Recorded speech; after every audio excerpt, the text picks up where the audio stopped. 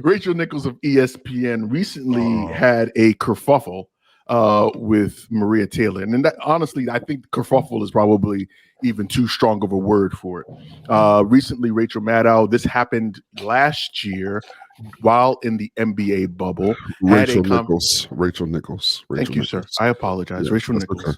We don't like Rachel Maddow either, so just neither one of these white women we like. So we just want just want to be clear which white woman that we don't like this show. So listen.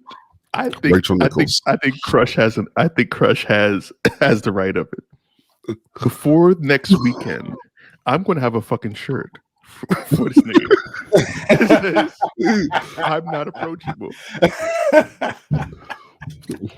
Just for you, my guy. Listen, and you know I'll wear it too. I'll wear that. I'll wear it proudly every day. Because I don't want to talk to none of you motherfuckers. Right. So Rachel Nichols last year during the NBA bubble was caught on a hot mic talking about her current contract situation with LeBron's agent and his PR representative.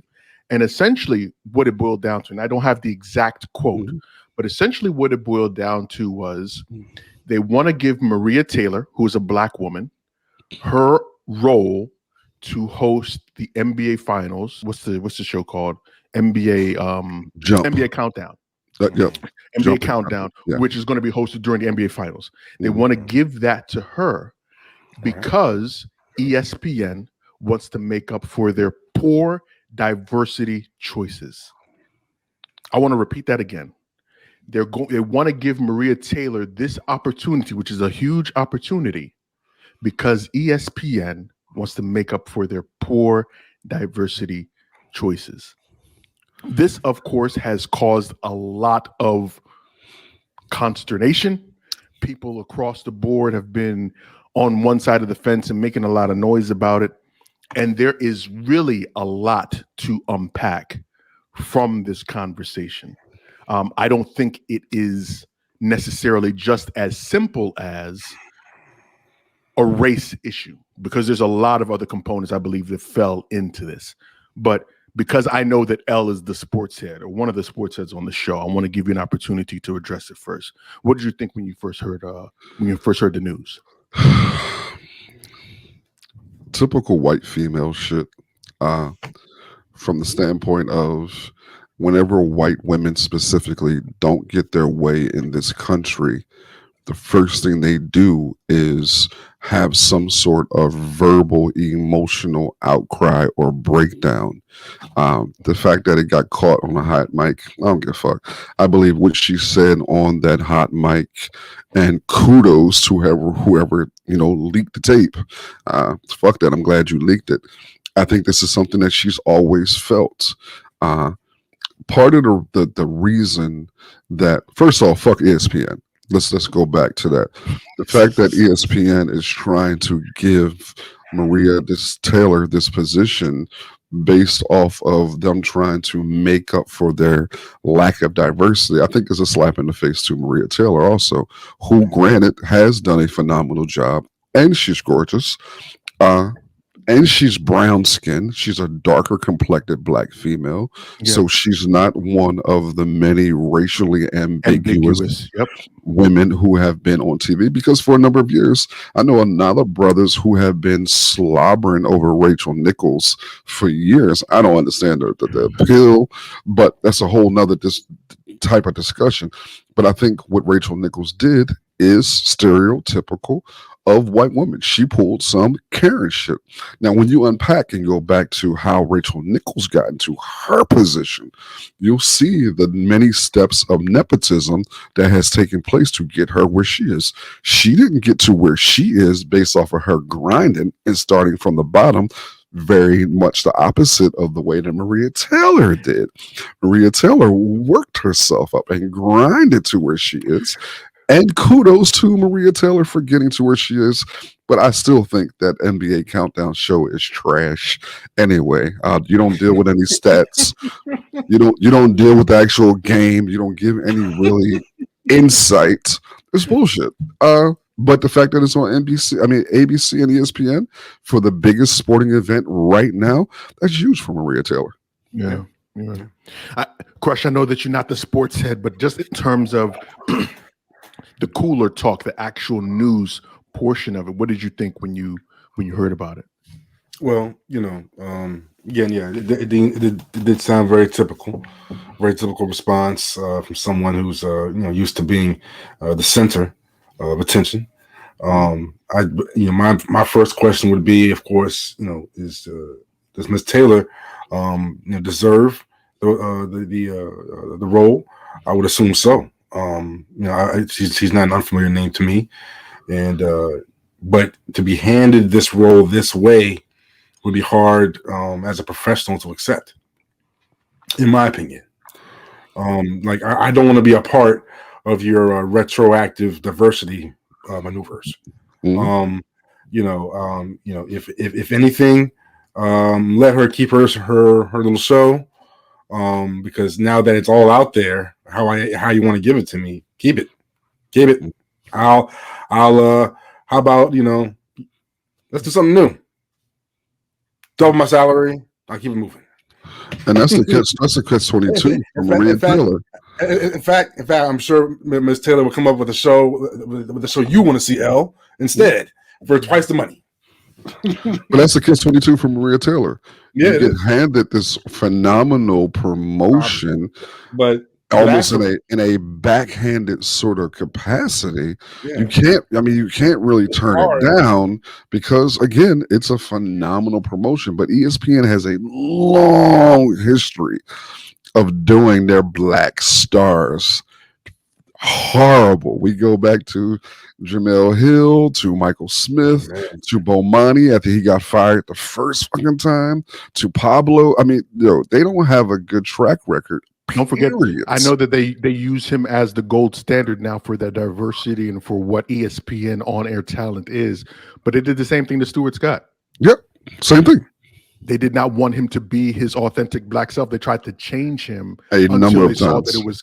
Until they saw that it was what he was doing was until black audiences began to tune in, latched onto it. Yeah, yep, latched onto it. I think one of the most interesting parts about this is how ESPN, at least for me, is how ESPN has decided to handle this. The only person at this point that has been reprimanded in this whole foolishness is the woman who was close to Maria Taylor, who gave her the heads up that this thing had been leaked within internal circles. Not Rachel Nichols. Yep. She's the only person that has been punished. Wow. ESPN also has said this is, and I think one of the biggest parts also is, I think, the security aspect of it. They can easily track, because what it was is it's this program that you put on your iPhone and your iPad. Technology. Yep. That they can literally, because of the platform that they use on the actual device, can turn off and on that software, right? Yep. So they know or have the ability to find out who did that. Yep. And they have refused to do that. So if it was really something that they wanted to chase down and punish the right folks, they could have. And not only that, but they haven't made a move publicly to reprimand the old girl, but then they have, hold on. And when I say then they have, they've removed her from being the sideline reporter at the finals and replaced her with what? A black woman. So it's that fascinating thing, man, that black folks find ourselves in when we're victimized by white oppression, but we're in the middle of this capitalistic society. So how do you turn these opportunities down, man? How do you balance it? And I mean, I think all of us at one point or another in our professional careers have heard that we've only been hired because it's an affirmative action hire or a diversity hire. I know I've heard that shit. I've heard it, sure. And to that, I've always said, so the fuck what? As long as my money is right on Thursday, make my money. Because you guys, how many of these white dudes get these jobs because they know some other white dude, or because they're white? Like Rachel Nichols. My thing is that I'm really surprised that they didn't go harder, and maybe I shouldn't be surprised, but that they didn't go harder on Rachel Nichols for. Can't. I think not right now. I mean, they Not had doing- this not- not a conversation. not doing the finals. It must have happened. Not doing the finals. No, This is no, the no, no, no, only no. big sporting event in town. You cannot let a scandal overshadow I think that what they is taking can. place. I think that they can, and this Really? is the reason why. I'm glad you said that. I think that they can because not punishing her, that phony ass apology that she did, having fucking Kendrick Perkins and what's his name, Jefferson. Richard Jefferson, make those awkward ass comments. All of that festered this and kept this around a lot longer than it needed to be. If they had suspended her once this thing had become public, once the New York Times article had come out, it would have been a different story. Why? Because they would have pushed Maria Taylor right in her spot, and that would have been the end of it. By the second game of the NBA Finals, you wouldn't be talking about Rachel Nichols. Yeah. You'd be talking about the game. But now the game is going on and things continue to look weird and they're continuing to have this conversation. I'm going to backtrack just a little bit. And this is the reason why I say that I think it's very interesting that they did not suspend her. Stephen A. Smith, during the whole Ray Rice situation, they were talking about domestic violence. And if you remember in the video, and this is not to justify Ray Rice, okay? I want to make sure that I'm very, very clear about that. Yeah. In the video, Ray Rice's wife starts to slap him up and do It spits on him. Yep. Right. And that's when he hauls off and punches her and knocks her out. Okay. And Stephen A. says, Stephen A. Smith said maybe a day or two afterwards in their conversation about this issue that everybody needs to keep their hands to themselves. So, they suspended him for 2 weeks. Immediately. And again, I agree with Stephen A. in that capacity, by the way. Whether you agree All with you him or not, keep your hands to yourself. No, but Ray Rice was wrong.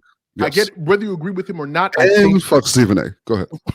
There's a level of consistency that they have displayed in certain issues. Against Secondly, black. Sure, against black. Not even just against black.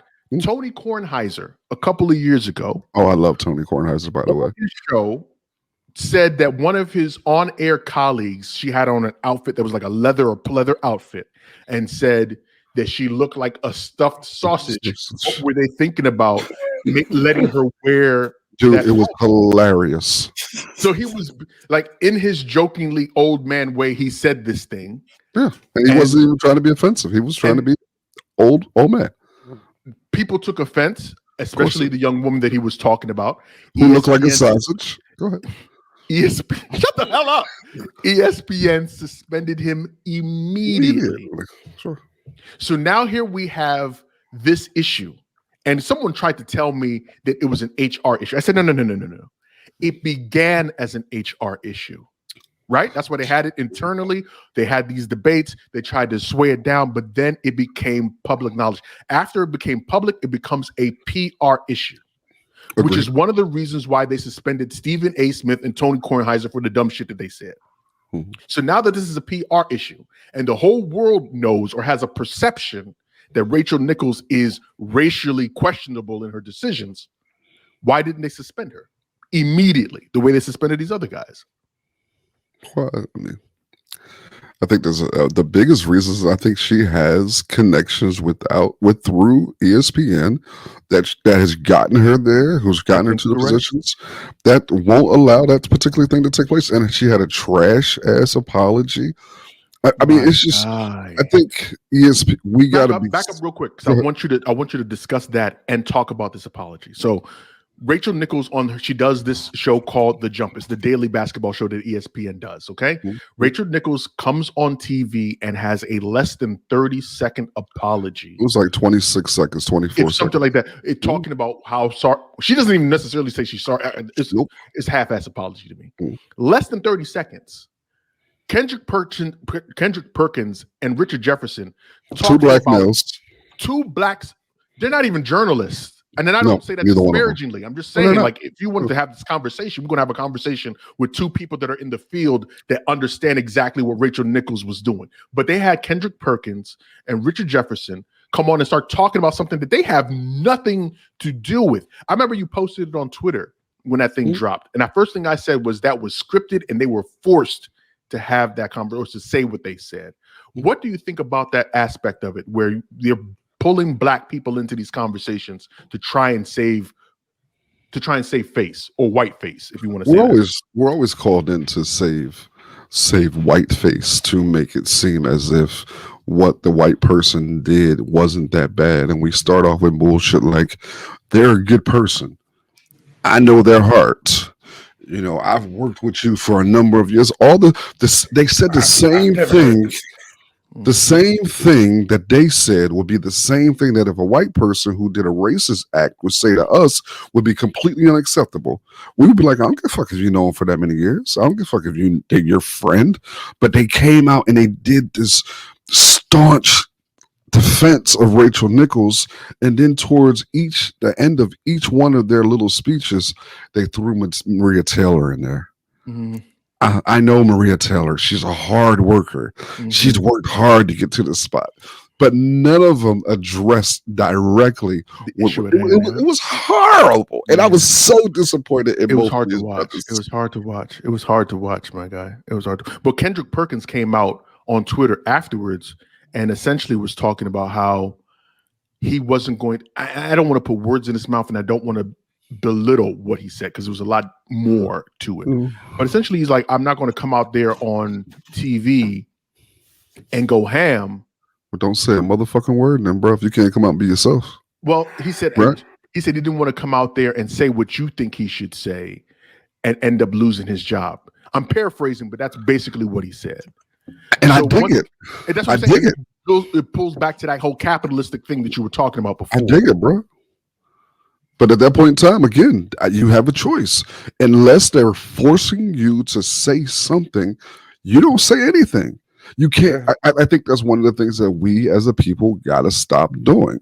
We got to stop rallying to the defense of white people when they do questionable or intentional open racist shit. Regardless of your relationship with that white person need to take that fucking L. Like that white person got to take it, whether it's your friend, your lover, and it's not simply because you're setting the tone for the culture. You're letting the motherfuckers know that you can't do this. Yeah. But when we run out and defend them, it takes the victory all away from us. And it's like, you got black people defending them. How can I be mad now? Okay, let me. L's been on the roll. And I'm gonna throw it to you, Crush. You've been on the roll with the segues.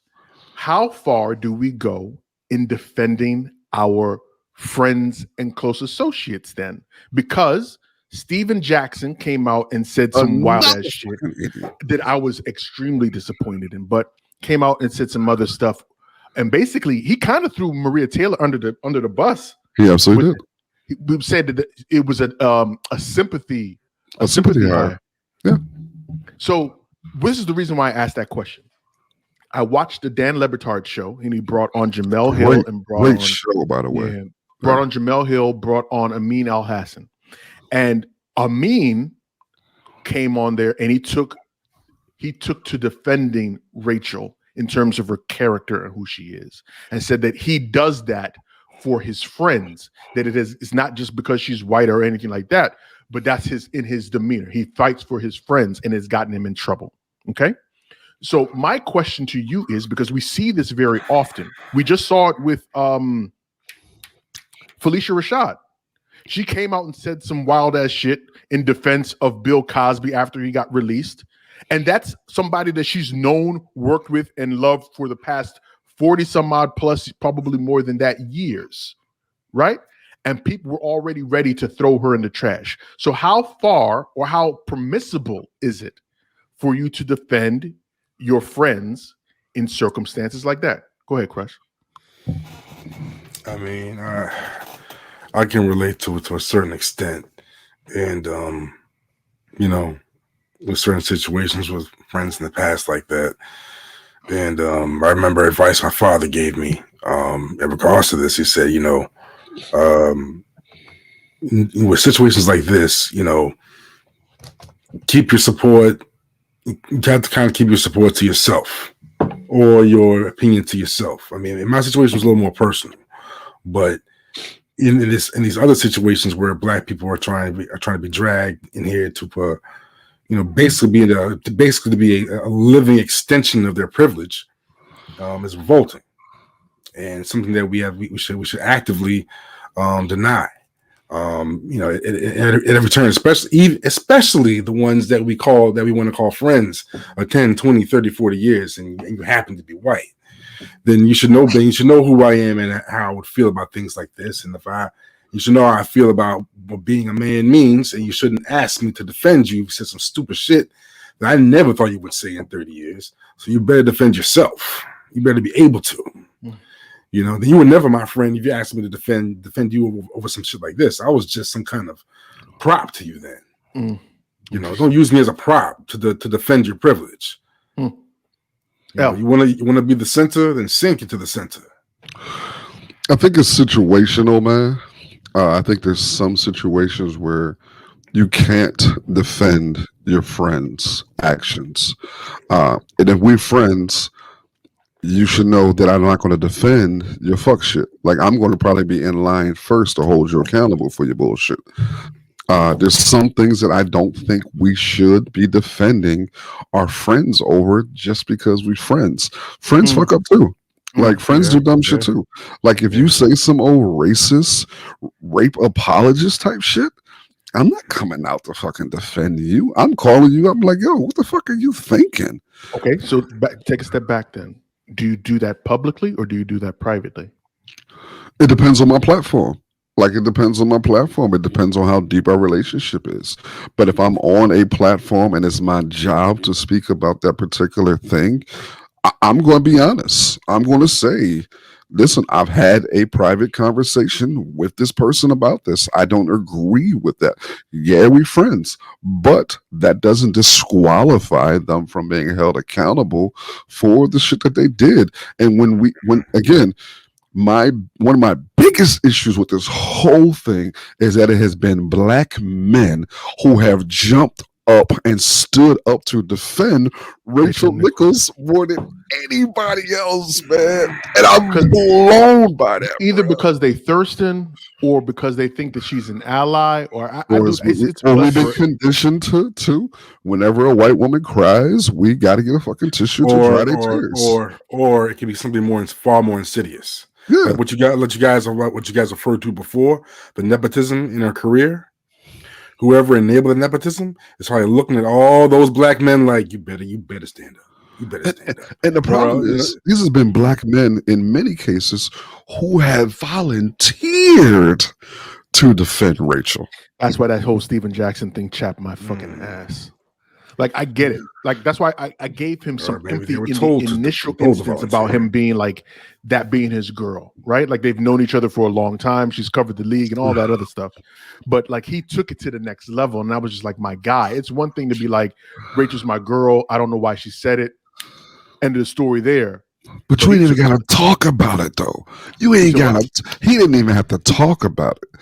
He went on his live to have the conversation. No one says Steven Jackson. He ended up deleting the video too, my guy. But it's too late, bro. You ain't you said on his Instagram live. He deleted that, bro. Listen, he went on IG live to talk about that shit. Yeah, he went on his live, bro, and he got smoked, bro. Everybody. I don't know. It sounds like deep pockets. You know what I'm saying? I mean, cats volunteer, but cats can be told to volunteer. But remember, just a couple of months ago, when the great George Floyd was murdered, because of the degree of separation and relationship between Steven Jackson and George Floyd, Steven Jackson was one of the loudest voices for police reform, and everybody was talking about how quote unquote woke Steven Jackson was and holding him up as this new activist. Then he turns around and is walking around holding the hem of some white woman. It's like, yo, y'all gotta pick better heroes because this motherfucker's an idiot.